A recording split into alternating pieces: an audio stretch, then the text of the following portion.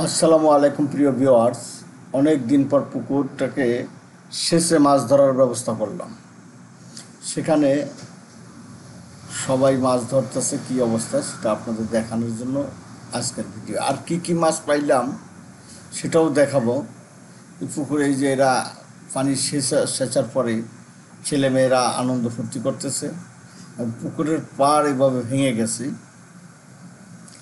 আর এইদিকে যেটা দেখাচ্ছি সেটা হলো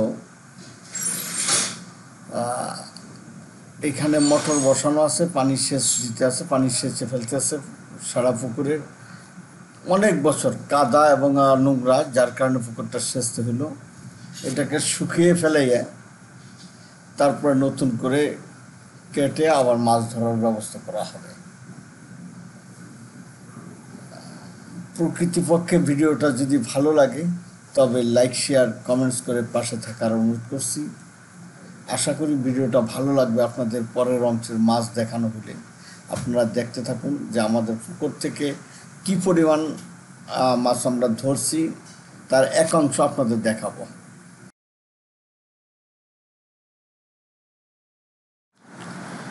এখন দেখতেছেন এই যে ছোট মাছগুলি, এগুলি সবাই দেখতেছে। পাশে বড় মাছও ধরার ব্যাপারটা, ছোট বাচ্চাদের আনন্দ। মাছ দেখলে, তাজা মাছ দেখার পরে যে একটা আনন্দ থাকে সেটা আসলে বলে বোঝানো যাবে না। একটা শোল মাছ আছে, সেও নড়তে আছে। প্রাথমিকভাবে আমরা মাছ এনে ওই পাত্রটায় রাখছিলাম, সেটার থেকে আস্তে আস্তে এখানে সাজাইতে হইতেছে ভাই বোনদের মধ্যে যাতে ভাগ করে দেওয়া যায়, এবং অন্য যারা মাছ ধরে অংশগ্রহণ করছে তাদের মাঝখানেও ভাগ করে দেওয়ার জন্য এই প্রোগ্রাম। অর্থাৎ এই যে মাছগুলি সাজানো হচ্ছে, এই মাছগুলি আস্তে আস্তে সবগুলি মাছ একত্রিত করার পরে মাছগুলি ভাগ করা হবে। এগুলো বড় কাতল মাছ বলে, এটা কাতল মাছগুলি।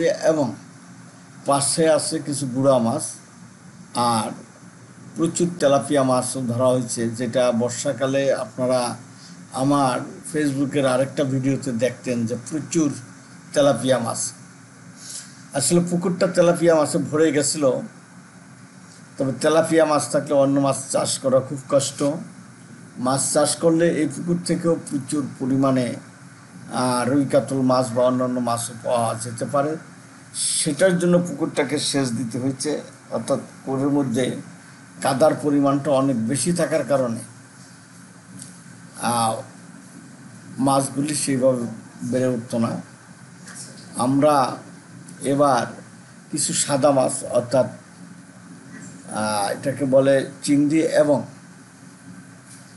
ট্যাংরা, এই জাতীয় মাছ এবার যদি আল্লাহ কেটে এবং পানি দেওয়া পরিপূর্ণ করতে দেয়, আমরা এই মাছগুলি ধরব, চাষ করব। এবং চাষ করার পরে আপনাদের এই সকল মাছের ভিডিও বা রিভিউ আমি আপনাদেরকে দিব ইনশাল্লাহ। ভিডিওটা ভালো লাগলে লাইক, শেয়ার, কমেন্ট করে পাশে থাকুন। ধন্যবাদ।